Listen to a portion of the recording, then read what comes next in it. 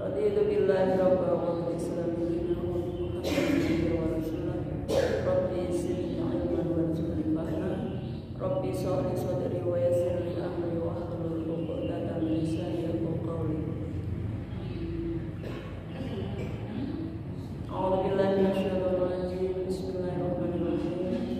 Wa laqad khalaqnal insana min sulalatin min tin.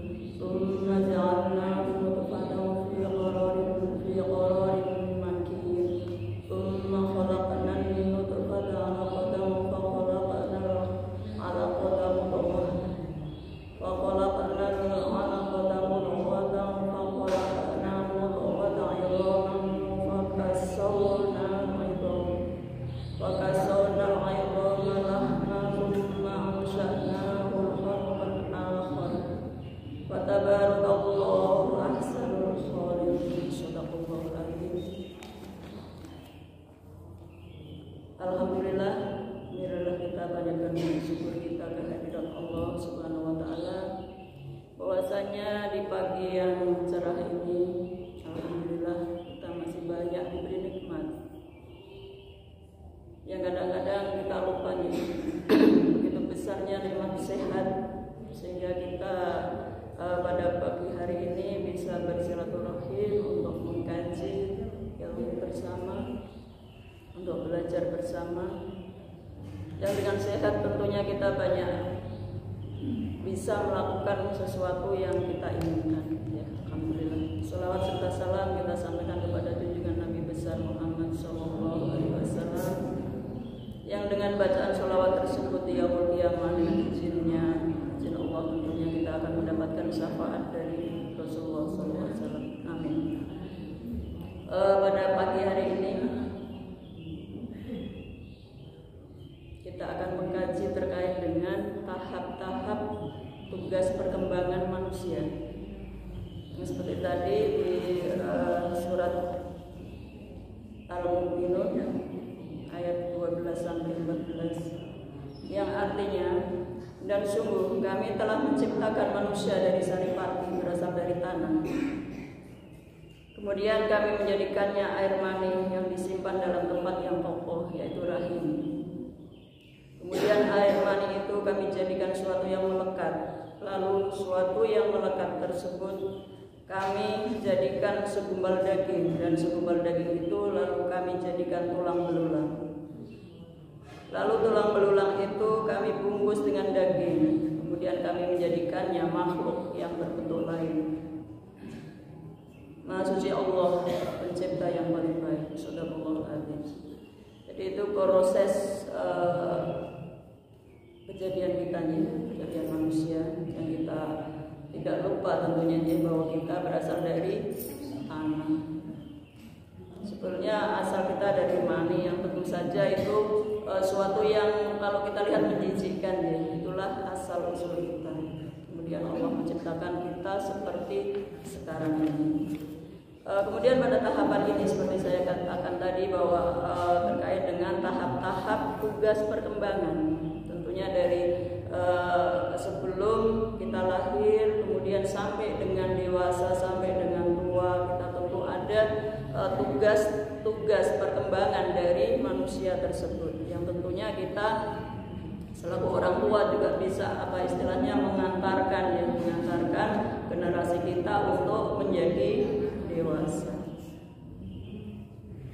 Jadi yang disebut di sini adalah tugas perkembangan, ya. Kita beda antara perkembangan dan pertumbuhan, ya. Biasa kita ada tumbuh kembang, ya, di rumah sakit atau mungkin di posyandu diapakan ada istilahnya tumbuh kembang anak, gitu, ya. Jadi kita bedakan kalau perkembangan, ya, bedakan pertumbuhan dan perkembangan, ya. Kalau perkembangan adalah terkait dengan intelektual atau pemahaman atau apa ya istilahnya pengetahuan, kecerdasan dan sebagainya, itu yang dinamakan perkembangan, ya. Kalau pertumbuhan itu adalah bentuk dari yang kecil menjadi besar, gitu ya. Jadi bisa diukur. Kalau perkembangan tidak bisa diukur. Kan kita tidak bisa mengukur bahwa oh ya anak tersebut kecerdasannya seberapa, tidak bisa diukur, tidak nyata ya. Tapi kalau perkembangan itu bisa diukur, misalnya dari kecil yang bisa kita gendong, kemudian nanti dewasa, besar dewasa itu kan tentunya bisa diukur, misalnya dengan berat badan, dengan ukuran lingkar lengan dan sebagainya ya. Kemudian terkait dengan tumbuh kembang itu tentu ada faktor-faktor yang mempengaruhi sehingga dari tidak tahu menjadi tahu, tidak pintar menjadi pintar, tidak dari kecil bisa menjadi besar. Itu tentu ada faktor-faktor di sini ya. Ada dua faktor yang mana hal tersebut yang bisa mempengaruhi terkait dengan perkembangan dan pertumbuhan dari manusia tersebut. Yang pertama adalah risk factor, yaitu risiko faktor. Di sini adalah kondisi-kondisi yang meningkatkan kemungkinan perkembangan yang negatif, ya. Misalnya kurangnya akses jaminan kesehatan, kemudian pengalaman-pengalaman di saat kecil, kemudian ada perlakuan atau tindakan yang bisa mempengaruhi perkembangan dari intelektual atau emosi daripada anak tersebut, yaitu yang dinamakan risk factor. Kemudian ada yang kedua adalah protective factor, yaitu segala sesuatu yang melindungi dan mengurangi kemungkinan gangguan perkembangan, misalnya dukungan dari keluarga, dari sosial ya. Jadi ada dua faktor di sini terkait dengan perkembangan manusia atau perkembangan dari anak. Kemudian dari faktor-faktor tersebut ada beberapa yang berpengaruh ya, ada dari dua tadinya, dari dua golongan tadi, risk factor dan protective factor ini. Kalau dijabarkan ini ada beberapa faktor perkembangan dari pembentukan anak tersebut ya. Yang pertama adalah keturunan, faktor keturunan. Biasanya kan kalau kita orang tua gitu ya akan menjodohkan anak-anak kita akan dilihat dari apa, Bu? Bebet, bobot. Itu kan ada kaitannya, karena di sini juga berpengaruh bahwa keturunan tersebut adalah akan mempengaruhi daripada generasi berikutnya ya, yaitu sifat bawaan dari orang tua biologis. Orang tua kan banyak ya, ada orang tua angkat, orang tua asuh, orang tua apalah, ini biologis, jadi dari bapak dan ibunya. Di sini ya, faktor orang tua biologis, misalnya terkait dengan kecerdasan, kemudian watak, itu juga bisa menurun ya, menurun terhadap perkembangan daripada anak tersebut. Kadang-kadang kita suka lupa ya, oh yang pantas orang tuanya kayak gitu, anaknya kayak gitu. Ternyata memang ada faktor dari keturunan terkait dengan generasi berikut. Kemudian faktor lingkungan yang selanjutnya ya, itu berpengaruh juga terhadap pembentukan watak daripada anak. Makanya kita kadang-kadang kita memilih ya, kita mau menyekolahkan di mana. Kemudian kita mau milih untuk teman-teman bergaul anak kita ya, anak cucu kita dikemanakan, itu karena berpengaruh ini faktor lingkungan terhadap pembentukan sifat atau watak daripada anak-anak tersebut. Kemudian ada kematangan ya, kematangan jadi dari umur misalnya 1 tahun 2 tahun tentu kan ada pengaruh terhadap kedewasaan atau kepintaran daripada anak tersebut, yaitu kematangan daripada terkait dengan perubahan usia dan sebagainya ya, ini sangat berpengaruh. Kemudian ada juga di sini terkait dengan keluarga.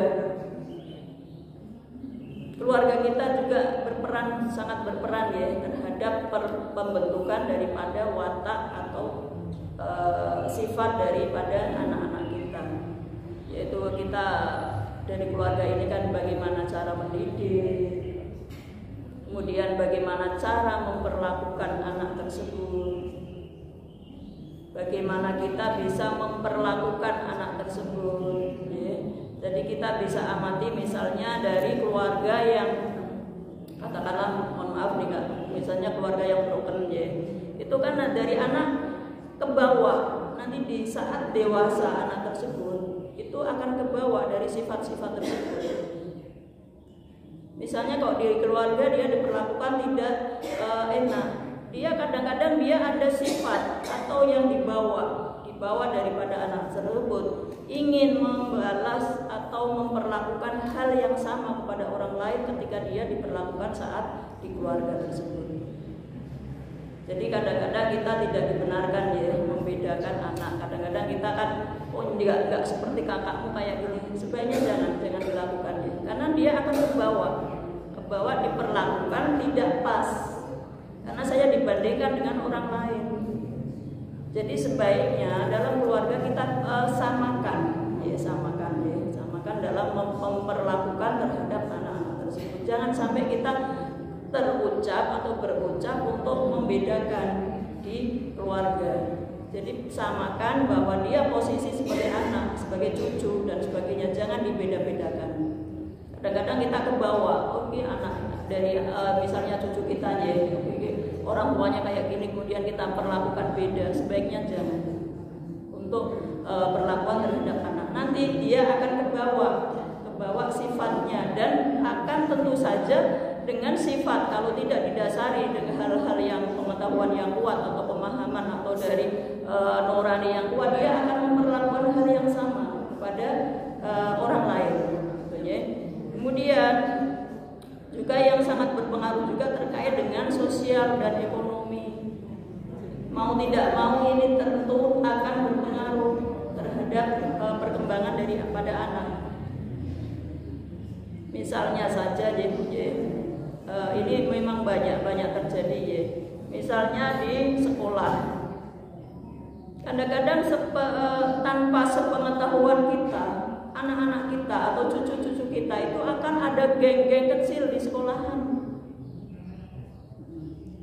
Kadang-kadang orang dewasa setelah dewasa dia akan jadi, oh iya saya dulu tidak dimasukkan di geng mereka karena beda di sosial ekonomi. Kadang-kadang anak memperlakukannya karena itu hasil dari kita juga, didikan kita juga dari keluarga. Kemudian akan membedakan sosial ekonominya. Kemudian juga terkait dengan sosial ekonomi kita itu juga ada perlakuan dari kita sendiri. Oh misalnya kita tidak bisa memenuhi hal-hal yang dibutuhkan terhadap anak, itu juga akan berpengaruh terhadap perkembangan daripada anak tersebut. Kemudian yang selanjutnya terkait budaya, ini juga akan berpengaruh juga ya, budaya kita, bagaimana kita dalam pergaulan ya. Kita harus hati-hati terkait dengan budaya-budaya yang tidak pas, kemudian akan ditiru oleh anak-anak kita. Jadi kita sekarang kan sosial media luas dibuka 24 jam dengan klik gadget, macam-macam anak-anak bisa tahu tentang itu. Jadi kita perlu untuk selalu mendampingi ya. Kadang-kadang kita pintar sih, anak-anak kita pintar ya, ketika dia lihat apa, kemudian ketika orang tuanya datang langsung dipindah, padahal kita nggak mudeng ya orang tua, apa yang dipencet, apa yang dituntun gitu kita nggak tahu ya. Jadi selalu dihadapkan. Itu perlu terkait dengan pengaruh budaya-budaya yang tidak pas. Itu kalau kita sudah mendasari terkait dengan pemahaman atau pendidikan yang misalnya terkait dengan agama dan sebagainya, itu perlu diterapkan di anak-anak kita sehingga tidak terpengaruh dengan budaya-budaya yang tentu saja tidak sesuai dengan budaya kita Muslim ya. Dan ini perlu dijaga terkait dengan pengaruh budaya tersebut. Kemudian yang pengaruh perkembangan yang selanjutnya terkait dengan ras suku ya, kan suku Jawa, suku Sunda itu beda-beda tentunya, dan ini tentunya dari budaya itu dari masing-masing ras atau suku tentu ada budaya masing-masing yang tentu saja akan dipertahankan oleh suku atau ras dari masing-masing suku atau ras tersebut. Jadi mereka sudah akan mempertahankan, dan kita perlu dengan tentu saja yang kita paham terkait dengan budaya yang tentu saja tidak sesuai dengan agama, pemahaman keimanan kita tentu saja, meskipun budaya itu adalah budaya kita, tentu kita tidak akan pakai ya. Misalnya saja, ini mohon maaf ya, kita orang muslim, kemudian saat kita misalnya mantu anak kita, kan ada nih budaya ya ini mohon maaf ya, misalnya kok harus pakai ketika itu harus dengan kembentong, itu kan ada ya, itu budaya lah, itu tentu saja kita kan nggak akan pakai itu ya, ini mohon maaf ya, kan ada yang pakai budaya dari mana, ini adat mana, harus dibuka nih pakai kemben ya. Tentu kalau kita tentu nggak akan pakai ya, karena kita muslimah tentu akan ngasih kerudung di anak kita ya ketika kita mantunya, ini mohon maaf. Dan hal-hal seperti itu yang tentu saja kita tidak akan membedakan mana sih suku atau budaya ras kita, tentu saja kita akan pertahankan bagaimana akidah kita.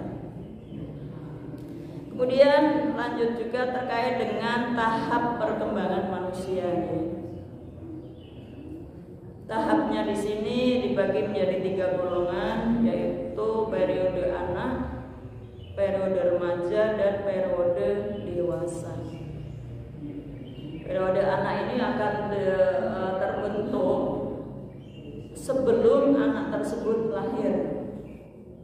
Tentu saja orang tua, ibu ya, itu akan mengharapkan daripada generasi kita selanjutnya adalah generasi yang tentu saja yang kita inginkan. Sebagai contohnya, kalau misalnya budaya barat itu seandainya saat hamil kan diperdengarkan musik-musik klasik yang sejuk, yang apa ya, tapi kita dengan murotal ya, karena tidak, tentu saja kita tidak akan mempersiapkan generasi kita adalah dengan lagu-lagu dan sebagainya, tapi kita ada murotal, kita orang tua tentu akan rajin ngaji, rajin tahajud, rajin apa dan sebagainya, dalam harapan adalah ketika yang di kandungan adalah akan mencontoh yang kita lakukan. Ini persiapan yang sebelum lahir ya, banyak juga kita persiapkan juga terkait dengan faktor gizi. Tentunya saat kita hamil, apalagi di trimester awal 3 bulan pertama itu kan pembentukan otaknya ibu ya. Jadi kita biasakan ya untuk memberitahu anak-anak kita atau cucu kita saat mereka hamil itu bagaimana mempersiapkan gizi mereka. Di samping gizi nurani ya, gizi untuk yang fisik itu perlu untuk makan minum yang tentu saja mengandung gizi yang baik, dan dengan gizi tinggi protein, tinggi kalori, lemak dan sebagainya. Tentunya ketika itu akan ada saat hamil kan ada tentunya ada di puskesmas, di posyandu itu biasanya diberitahu ya makanan-makanan apa yang perlu dikonsumsi oleh orang yang sedang hamil. Di situ kan mempersiapkan ketika 3 bulan pertama mempersiapkan otak, bagaimana kita berharap tentunya semua orang berharap ketika melahirkan adalah bayinya nanti adalah menjadi bayi yang cerdas ya. Kemudian saat bayi infan ya, itu juga dari lahir kemudian sampai dengan kurang lebih 1 tahun ada tugas-tugas daripada kita terkait dengan mempersiapkan bagaimana anak tersebut akan menjadi seorang dewasa yang tentu saja yang kita harapkan. Kemudian selanjutnya terkait periode anak di sini adalah masa awal anak-anak, yaitu prasekolah ya, jadi 1 tahun kemudian prasekolah dan sebagainya. Kita persiapkan bagaimana tugas-tugas kita terkait dengan mempersiapkan generasi kita yang selanjutnya. Kemudian yang selanjutnya masa pertengahan dan akhir anak. Tentunya akhir anak ini akan menuju ke remaja. Kemudian yang kedua adalah periode remaja, dan yang ketiga adalah masa awal dewasa. Masa awal dewasa itu setelah remaja kurang lebih 20-21 tahun ya. Kemudian masa pertengahan dewasa, yang itu tentu saja menjelang ke pernikahan, untuk kita akan mengantarkan mereka. Kemudian masa akhir dewasa, yaitu seperti mohon maaf kita ini ya, sudah di atas 40-60, ini masa akhir dewasa. Kemudian tugas-tugas apa saja sih terkait dengan manusia dari tadi periode anak, remaja, kemudian dewasa ya. Perkembangan masa anak, kalau kita perhatikan seperti tadi saya katakan ya, bahwa ketika saat anak diperlakukan tidak pas, dia tentu saja akan dalam nuraninya ya, itu akan memperlakukan orang lain juga seperti dia saat dia perlakukan, jadi akan balas dendam. Itu dalam tanda petik ya, mereka ada gejala-gejala seperti itu. Jadi ketika masa anak-anak ini adalah merupakan gambaran manusia pada saat dia dewasa. Jadi hati-hati ketika kita punya anak-anak, punya cucu itu, karena nanti ketika dia perlakukan saat anak, nanti akan berimbas kepada perlakuan dia saat dewasa. Ya. Kemudian di sini kadang-kadang dengan perlakuan yang tidak pas, dia akan mempunyai sifat neurotik ya. Jadi sifat apa ya? Yang tentu saja yang negatif itu ya, karena dia itu ada sifat balas dendam itu. Jadi hati-hati karena dia akan terpatri ya, terpatri. Kalau kita lihat kisah-kisah misalnya penjahat ulung yang kemudian alhamdulillah sudah berbaik, dia akan bercerita karena saat itu saya diperlakukan hal seperti ini tidak pas. Jadi dia akan bagaimana dia ada rasa kepuasan tersendiri ketika dia memperlakukan orang seperti saat dia diperlakukan saat kecil atau saat anak-anak. Itu hati-hatinya Bu ya, terkait dengan sikap, kemudian perlakuan yang nyata. Misalnya ketika anak kita melakukan hal yang tidak pas, kadang-kadang dengan menjewer, mencubit dan sebagainya, itu sebaiknya dihindarkan terhadap anak-anak kita ya. Karena dia ini nanti akan apa ya, bisa juga nanti suatu saat dia akan membalas ketika kita sudah tua ya. Jadi kita perlakuan kita ini, mohon maaf ya, kadang-kadang ada orang tua yang mengeluh, ketika saya ada anak 10, saya bisa merawat mereka. Ketika orang tua sakit 1, jadi anak 10 itu nggak bisa merawat, benar nggak Bu? Banyak yang mengeluh. Kemudian kita akan pertanyakan sendiri ke diri kita sendiri, bagaimana sih ketika kita saat merawat anak 10 tersebut, benar nggak kita merawat dengan benar? Karena itu adalah balasan ke kita.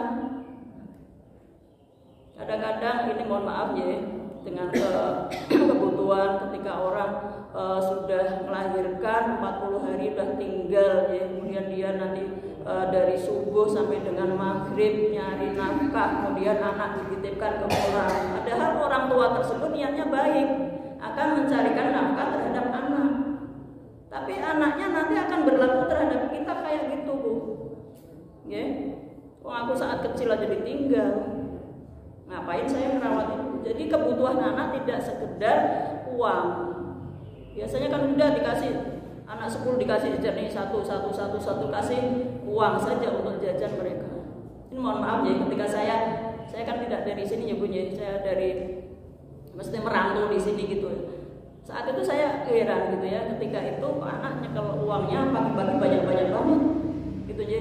Ternyata itu adalah uang dari orang tuanya untuk beli sarapan sendiri-sendiri.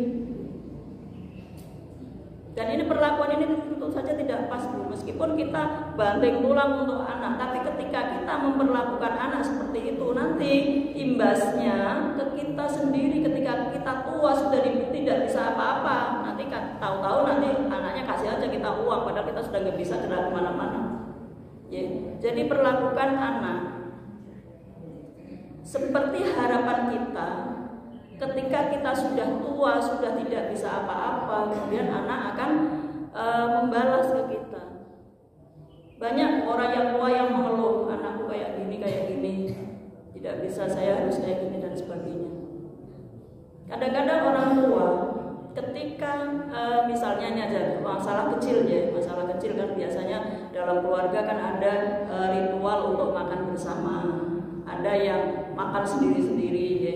Ketika kita membersamai orang tua, nemenin orang tua makan, itu orang tua seneng banget Bu. Ya.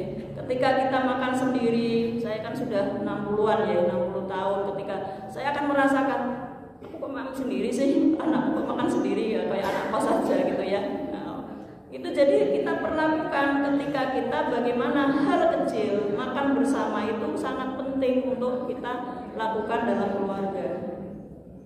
Meskipun tidak dibenarkan saat kita makan sambil bicara, tapi ada momen-momen tertentu ketika kita saat makan bersama keluarga itu kita bisa membahas hal sesuatu yang perlu, misalnya hal-hal kecil, hal-hal itu bisa saat kita makan bersama tersebut.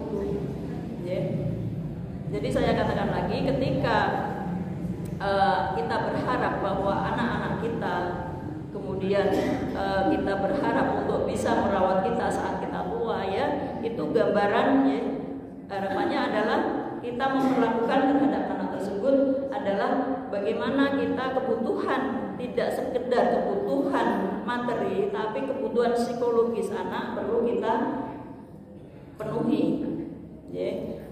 Jadi ini mohon maaf, mungkin banyak yang melakukan hal tersebut ya. Jadi kita kerja sibuk, kemudian anak saat itu kita titipkan ke orang lain. Saya sendiri cuma merasakan Bu gitu ya.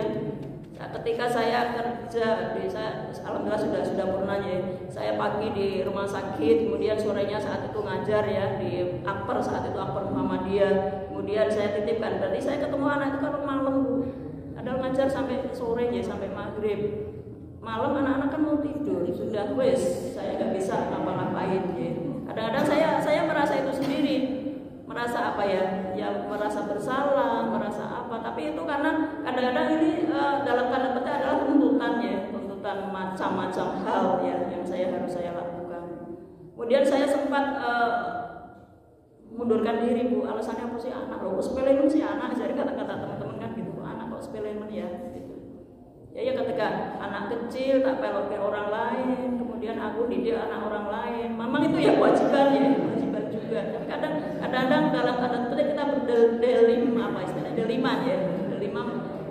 gimana sih ya gitu. Jadi kita perlu berbaik-baik dalam artian ketika kita memperlakukan ke anak-anak kita bagaimana kita mengharap ada perlakuan. Ada juga ini ibu-ibu yang ngeluh ya.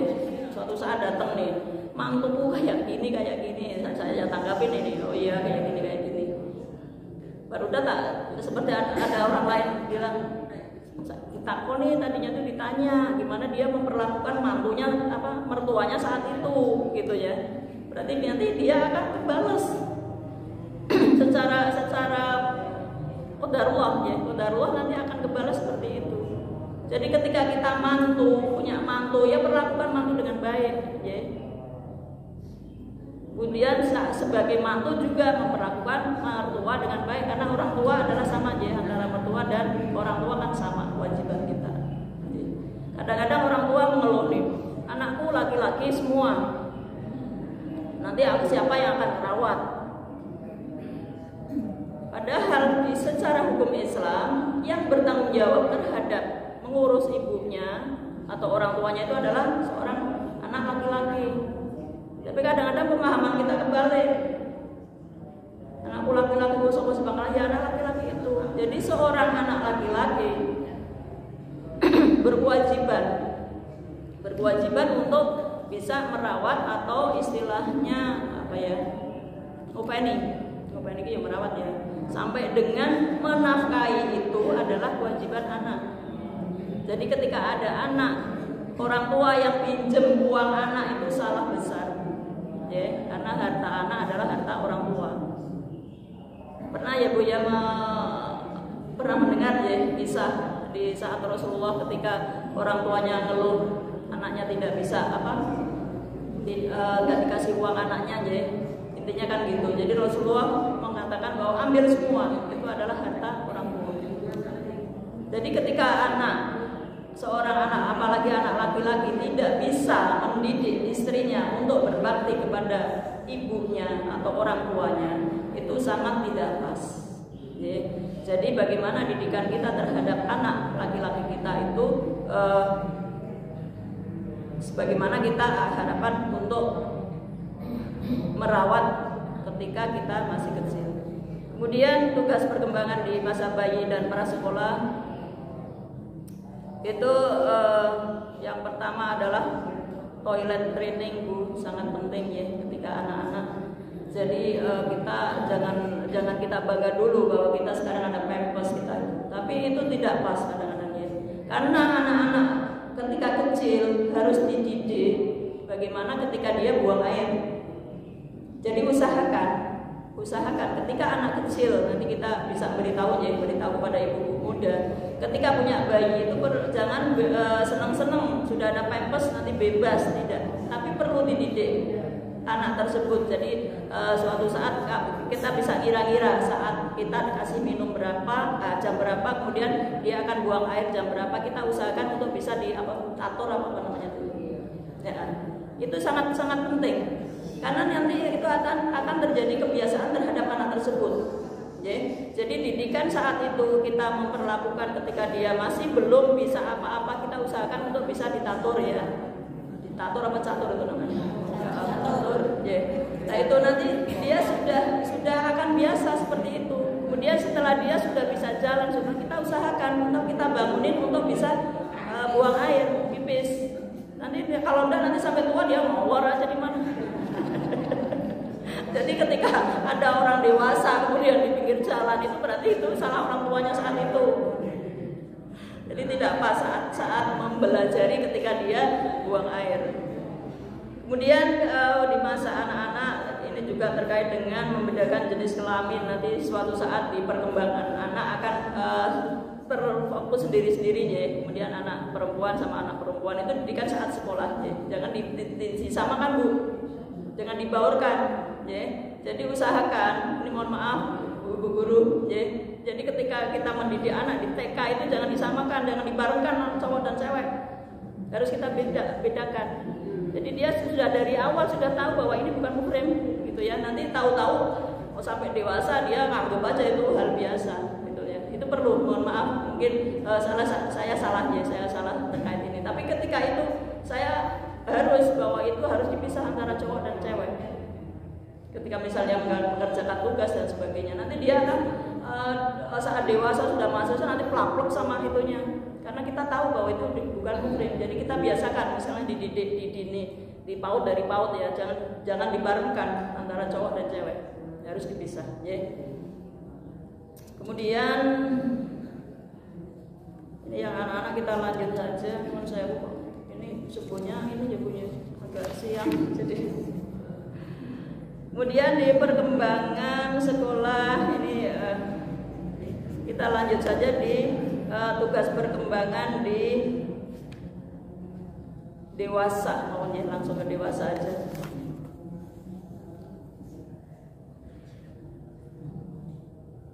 Dewasa di sini ada dewasa awal, dewasa pertengahan, dan dewasa akhir. Kita lanjut ini aja langsung di dewasa akhir mawon ya. Bahwa dewasa akhir, usia pensiun ya. Ini ada beberapa kejadian dan tentu saja itu dialami ya. Dan ini harus menyesuaikan diri. Kadang-kadang ada di acara-acara seperti di beberapa acara gitu ya, reuni ibu-ibu tua kemudian pakai pakaian SMA. Pernah nggak Bu lihat itu Bu di sosmed ya? Yo nggak pas lah ya. Kan sudah tua, masa mau kembali ke remaja kan nggak mungkin ya. Kadang-kadang saya kan lupa itu siapa ya ketemu, karena dia ingatnya saat pelajar di saat sekolah dulu gitu ya, kan sudah banyak beda di sini. Jadi kita harus menyadari bahwa ketika kita sudah dewasa akhir, itu masa pensiun, kita harus banyak menyadari Bu, banyak kita sudah dikurangi nikmat kita. Di antaranya adalah apa Bu? Pendengaran. Terus rodo itu kadang-kadang tujuh kita ibu simbah itu loh, rodo BDK. Kemudian penglihatan harus disambung, ya. Kemudian geser, dipisah bolak-balik. Tenaga jelas sudah. Jadi kalau ibu-ibu ada, kita kan ada ya, ada senam lansia, barang itu ya gerakannya jangan seperti aerobik yang itu ya, kita yang pelan-pelan aja. Tujuan kita adalah melemaskan, jangan kita ikut grup yang anak-anak muda, kemudian kita situ rontok semua ya Bu ya. Jadi ikut apa? Ikut yang grupnya grup yang lansia. Jadi senamnya senam lansia. Tujuannya adalah untuk melemaskan otot-otot kita ya. Kemudian menyesuaikan diri juga Bu, ketika kita sebelum purna, sebelum pensiun kan gaji tingginya. Ketika pensiun berapa persen Bu dari gaji penerimaannya? Dan itu harus menyadari. Jadi ketika saat masih gaji banyak, kita beli make up yang bikin kita glowing gitu ya, dengan adanya pendapatan kurang ya disadari lah, nggak jangan seperti yang saat itu situ repot semua. Ya, itu terkait dengan pensiun yang tentu saja pegawai negeri ya Bu. Kalau pegawai luar negeri ya sudah tidak ada apa-apa. Tapi insya Allah rezeki akan selalu ada. Kemudian tentu saja nanti nggak usah repot-repot untuk diet ya Bu ya. Nanti dengan berjalannya usia tentu berat badan kita akan turun dengan sendirinya Bu. Ada nggak Bu yang di Manula berat badan naik? Nanti dengan sendirinya akan berat badan akan turun, karena jelas makanan yang dulu sudah tambah satu piring tambah, sekarang sudah berkurang ibunya, nggak banyak lagi makannya. Kemudian juga ini tambah keriput Bu, oke? Jadi nggak usah apa biar sih kok biar kenceng lagi. Memang ini sudah qadarullah Bu. Jadi ya biarin aja, keriput biarin aja. Tapi ada ikhtiar ya, ikhtiar, karena yang jelas karena dengan tadi ya efek dari BSR terus, kemudian dari jelas nutrisi kurang, itu jelas nanti lemak-lemak kita secara qadarullah akan berkurang. Jadi nanti akan keriput itu mesti Bu, ya. Dan ini ikhtiar kita adalah kita cukup cairan. Dan cukup cairan jangan kebalik, minum malam banyak tapi malam minumnya sedikit. Kemudian ketika akan tidur kosongkan kandung kemih. Jadi usahakan ya sebelum tidur kan kita disunahkan untuk wudu ya. Nah itu sekalian kita buang air di situ. Jadi ketika malam tidak keganggu akan kebelet buang air. Kemudian ketika siang yang minum banyak untuk memenuhi cairan kita yang berkurang. Kemudian menyesuaikan diri juga dengan mungkin saat ini kan kita ada pasangan kita yang sudah tidak ada. Jadi kita harus adaptasi gimana sih ketika saat itu ada pendamping kita, kemudian suatu saat nanti kan entah pendamping kita yang duluan dipanggil kan kita nggak tahu. Jadi kita harus menyesuaikan seperti itu. Kemudian selanjutnya adalah peran sosial ya. Peran sosial kita usahakan setelah itu misalnya kalau sudah purna jelas sudah banyak di rumah, jangan sampai kita putus hubungan sosial dengan masyarakat. Kita perlu untuk selalu berhubungan dengan mereka. Alhamdulillah kita ada kegiatan seperti ini ya, ada pengajian rutin, kemudian sholat berjamaah. Tentunya kita akan ada interaksi antara sesama bersama kita. Jadi jangan sampai di rumah terus gitu ya. Jadi diusahakan bahwa kita tetap bersosialisasi kepada masyarakat ya, meskipun kadang-kadang ada juga yang ada arisan ya. Arisan itu perlu banget, tapi kadang ada efek negatifnya, yaitu ada kerumpi-kerumpi dan sebagainya. Itu yang perlu di apa istilahnya dihindari atau dikurangi. Kemudian ada juga terkait di sini cara merawat lansia ya. Ini mungkin yang ada ibu-ibu yang ada tempatan orang tua itu kita perlu tadi ya, seperti tadi bagaimana kita memperlakukan orang tua, nanti kita berimbas kepada kita sendiri, yaitu perhatikan ya kesehatan daripada orang tua kita. Misalnya rumah kita ada naik ada tingkat 2, ada tangga, jangan sampai kita ngasih orang tua kita di lantai atas, bahaya ya. Kemudian usahakan di kamar mandi kita usahakan jangan licin Bu.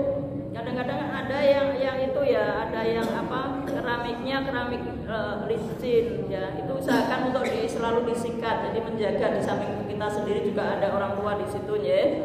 Kemudian perawatan jelas kadang-kadang orang tua itu kan cara merawat diri kurang ya. Jadi kita sebagai yang bisa merawat untuk bisa bagaimana sih membantu perawatan diri kepada orang tua kita. Kemudian terkait dengan beri dukungan emosional. Jadi usahakan jangan sampai sih kadang-kadang kan orang tua maunya benar terus ya Bu ya. Kadang-kadang salah pun merasa benar. Jadi yang yang muda ngalah, yaudah diiyakan aja, ya, gitu, ya. Kemudian beraktivitas. Jadi ajak orang tua kita itu untuk selalu beraktivitas, jangan sampai diam saja, karena tentu saja beraktivitas tersebut akan meningkatkan atau membantu terkait dengan gerakan dan sebagainya, dan itu perlu. Kemudian seandainya ada obat-obatan yang perlu, biasanya orang tua kan selalu sakit ya, itu usahakan untuk gimana sih kita memperhatikan obat-obat terhadap orang tua kita. Kemudian ada banyak penyakit yang ini wajib ada. Yang biasa terjadi itu diantaranya adalah kardiovaskuler, ya, ada jantung dan sebagainya. Kemudian ada kanker, biasanya yang kan pernah saya terangkan ya, bahwa pada dasarnya itu kita punya bibit kanker ada di tubuh kita ya, tinggal hidup apa enggak dia.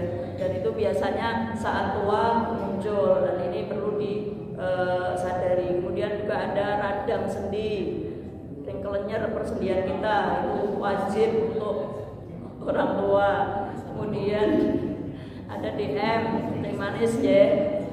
Kemudian ada Alzheimer atau demensia. Ini kalau Alzheimer demensia kan orang-orang tersebut sudah tidak bisa berkomunikasi ya.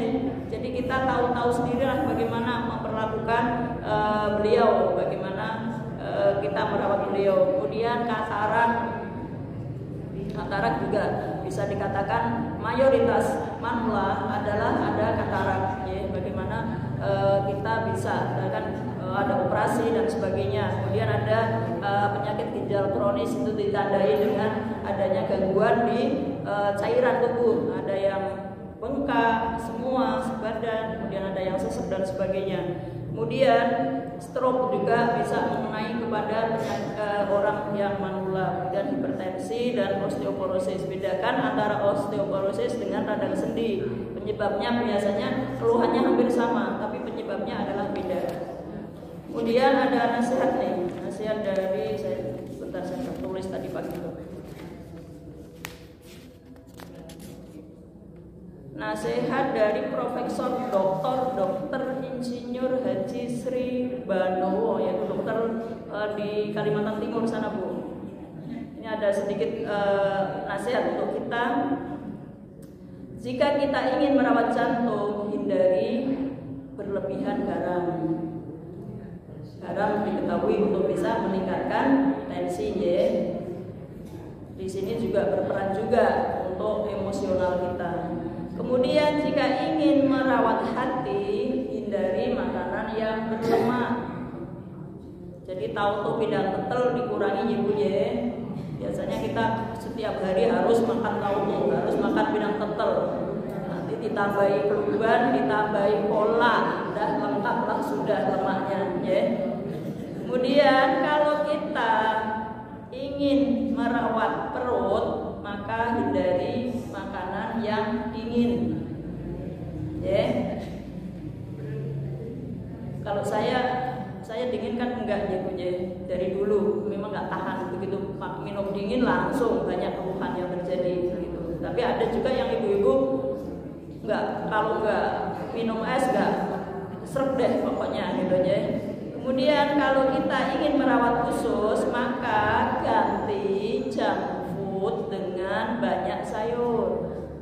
Jadi makanan yang cepat saji, apalagi tinggal tik-tik langsung datang sendiri gitu. Sebaiknya kita ganti dengan sayur yang banyak.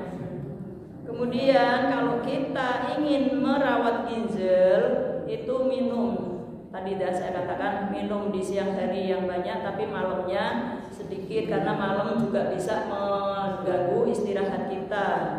Kemudian juga tadi ya harus kosongkan kandung kemih saat mau tidur. Kemudian ketika kita ingin merawat pankreas itu penghasil insulin Bu yang berpengaruh terhadap kencing manis ya. Maka hindari makanan kita, perut kita, lambung kita dengan kenyang. Hindari jangan sampai kenyang, biar pankreasnya ringan. Dan itu kekenyangan nanti kewalahan pankreas kerjanya untuk mencerna gula yang ada di makanan kita. Jadi usahakan jangan makan yang kenyang. Seperti hadis itu sokai pada sih yang itu, yang 3 makanan ada 3 padat, 3 cair, 3 itu hadisnya sokai pada sih.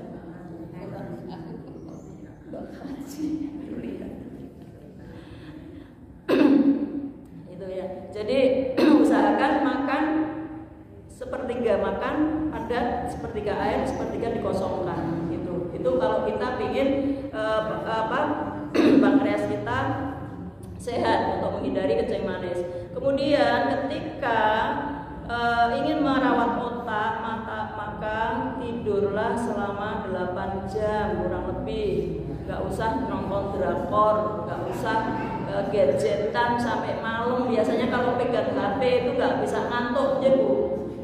Pencet lagi keluar apalagi pencet lagi tahu-tahu sudah jam 11. Jadi usahakan jam 9 kita tidur, malam-malam jam 10 lah ya. Dan karena kita nanti kalau tidur kemalaman nggak bisa bangun pagi, nggak bisa tahajud ya. Kemudian seandainya kita ingin merawat jiwa, maka miliki hubungan yang akrab dengan Allah Subhanahu wa taala. Kalau kita jiwanya ingin tenang, ya usahakan bagaimana bisa berdekat, bisa lebih beribadah, lebih muhasabah terhadap Allah. Bagaimana kita bisa malam-malam kalau kita ada masalah nggak usah diceritakan ke tetangga Bu. Kita bangun malam ceritanya sama Allah aja, nggak usah ke tetangga, nggak usah ke siapa, ya. Insya Allah yang akan menyelesaikan. Jadi hidup ini sederhana Bu, ya, hidup ini sederhana kan, dari bangun tidur sampai tidur, ya betul. Yang rumit itu apa Bu? Yang rumit pikiran kita, macam-macam yang kita pikirkan. Kalau kita ingat hidup hanya sebentar kok, dari bangun tidur sampai dengan mau tidur lagi, itu hidup kita. Jadi yang rumit itu adalah pikiran kita. Dan hidup kita itu murah Bu, yang mahal apa? Gengsi kita, bener dah? Ya, dan itu mungkin yang bisa saya sampaikan. Mohon maaf, kurang lebihnya mohon maaf. Marilah kita akhiri